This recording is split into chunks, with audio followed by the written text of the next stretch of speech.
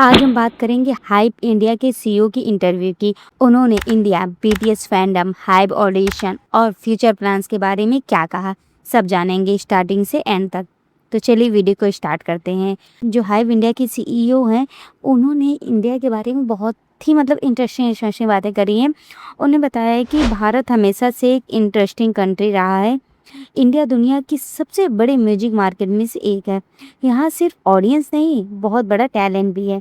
HYBE India का गोल है India के आर्टिस्ट को ग्लोबल लेवल तक ले जाना, और वो इसीलिए इंडिया में आए हैं। उन्होंने ये भी बताया है कि कोविड के पहले म्यूजिक खाली बॉलीवुड टॉलीवुड तक ही सीमित था, पर कोविड के समय से बहुत सारे बदलाव हुए हैं, जैसे 5G नेटवर्क डेवलपमेंट, स्मार्टफोन का आना, और बहुत से लोगों ने online music, digital streaming platform भी यूज़ किया है।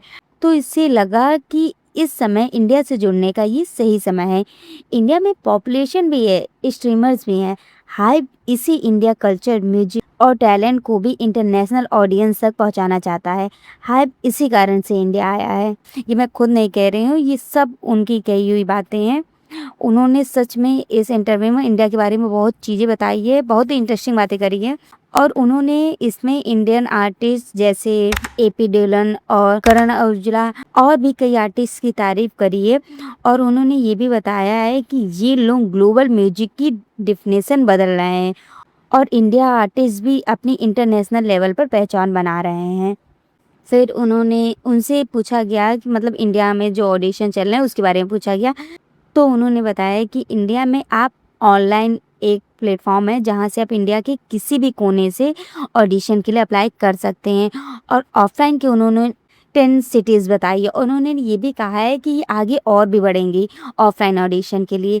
सो आप लोग कहीं से भी ऑनलाइन या ऑफलाइन, अगर आपकी सिटी में ऑडिशन हो रहे हैं तो वहाँ आप दे सकते हैं, अदरवाइज आप ऑफलाइन भी ऑडिशन दे सकते हैं। उन्होंने कहा कि हाइप नए इंडिया टैलेंट को ढूंढना चाहता है। फिर जो स्टार्टिंग में सुनने में आया था कि वो गर्ल ग्रुप को ढूंढ रहे हैं, तो उन्होंने इसमें बताया कि जैसे कि हम स्टार्टिंग से ही गर्ल ग्रुप को चाहते थे, तो उनका गर्ल ग्रुप का, मेरे अकॉर्डिंग उनका गर्ल ग्रुप का एक रीज़न ये भी है कि इंडिया में जो के ड्रामा, के पॉप ये ज़्यादा ट्रेंड में आया है, वो सब गर्ल्स की वजह से है। गर्ल्स ने ही के पॉप और के ड्रामा को बहुत ही ट्रेंड में लाया है। वो बहुत ही हाई लेवल पे गर्ल्स की वजह से गया है। तो एक रीज़न उनका ये भी है। मेरे अकॉर्डिंग मुझे लगता है कि इस के पॉप का फैंडम सबसे ज़्यादा गर्ल्स में है, इसलिए वो इंडिया से गर्ल्स ग्रुप चाहते हैं के पॉप के लिए।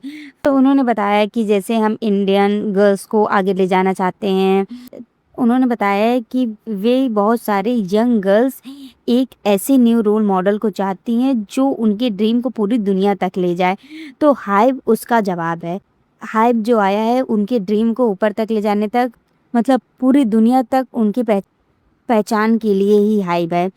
तो उनसे पूछा गया कि जो लोग हार्ड वर्क कर रहे हैं, जो इस समय ये शो देख रहे हैं, तो उन और जो अपने ड्रीम को पूरा करने में लगे हैं, उनके लिए आप क्या करना चाहेंगे? उन्होंने बहुत अच्छे वे में यूथ जनरेशन को मोटिवेट किया है। उन्होंने कहा है कि कभी हार ना मानो, हमेशा कोशिश करते रहो, कोशिश करना मत छोड़ना, और तब तक कोशिश करना जब तक आप वो चीज़ पा ना लो। तो फिर उसके बाद इंडिया में फिर बीटीएस आर्मी के बारे में भी उनसे पूछा जाता है, तो उन्होंने एक बहुत इंटरेस्टिंग बात बताई। उन्होंने कहा इंडिया में हमारे होने का एक रीज़न बीटीएस आर्मी है। खुश हो जाइए बीटीएस आर्मी, मैं तो खुश हो ही रही हूँ कि हाइप का इंडिया में होने का एक रीज़न बीटीएस आर्मी है, यानी हम और आप और बहुत से लोग जो बीटीएस आर्मी हैं, सबकी बात हो रही है यहाँ पे। तो बहुत ही अच्छा लगा। तो उन्होंने बताया कि इंडिया आर्मी ने दिखाया है कि वे दुनिया में से बेहतरीन क्रिएटिव पैशनेट फ़ैन में से एक है। उन्होंने इंडियन आर्मी की बहुत तारीफ़ भी करी, कहती मैं उनका वेलकम करता हूँ। वो बहुत ही क्रिएटिव है और बहुत ही पैशनेट है अपने आइडल्स के लिए। फिर उन्होंने दोबारा ये बात दोहराते कहा कि हमारा इंडिया में मेन होने का रीज़न एक बीटीएस आर्मी है। और साथ ही साथ उन्होंने ये भी बताया कि इंडिया में के-पॉप फैन म्यूजिक ये सारे फैंडम अब इंडिया में ट्रेंड कर रहे हैं, और बहुत से आर्टिस्ट भी यहाँ आ रहे हैं और अपनी डेवलपमेंट देख रहे हैं। इसीलिए हम यहाँ पर इंडिया के टैलेंट को ढूंढ रहे हैं। और उन्होंने बताया इसलिए हाइप इंडिया में आया है ताकि वे इंडिया के टैलेंट को और भी निखार सकें।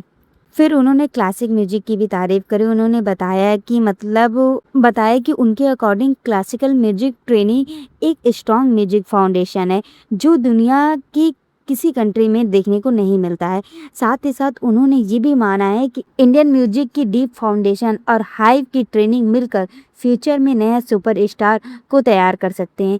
साथ ही उन्होंने हाइव इंडिया का लॉन्ग टर्म विजन भी बताते हुए कहा कि 5 से 10 सालों में हाइव इंडिया को साउथ एशिया से सबसे बड़ा कल्चरल इम्पैक्ट। उन्होंने ये भी बताया है कि उनका गोल सिर्फ म्यूजिक बनाना नहीं है बल्कि इंडियन कल्चर टैलेंट को दुनिया के कोने कोने तक पहुंचाना है। हाइव किसी एक जेनर तक सीमित नहीं रहना चाहता है। उनका उद्देश्य multi genre multi culture music को आगे ले जाना है। साथ ही उन्होंने ये भी कहा कि दुनिया में हिंदी इंग्लिश सॉन्ग फाउंडेशन होते हैं लेकिन पंजाबी तमिल बंगाली जैसे इंडियन लैंग्वेज के बारे में भी उन्होंने कहा कि हम उनका वेलकम करते हैं और आगे भी करते रहेंगे। लास्ट में उन्होंने फिर यूथ जनरेशन के लिए कहा कि मोटिवेट किया उनको कि अगर आप कहीं से प्रैक्टिस कर रहे हो तो हार मत मानो, कोशिश करते रहो जब तक आप वो चीज़ मान ना लो और अपना पूरा 100% दो। जो भी काम आप कर रहे हो तो पीछे नहीं हटना है।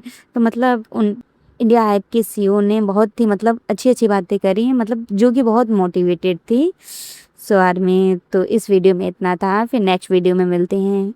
Bye bye.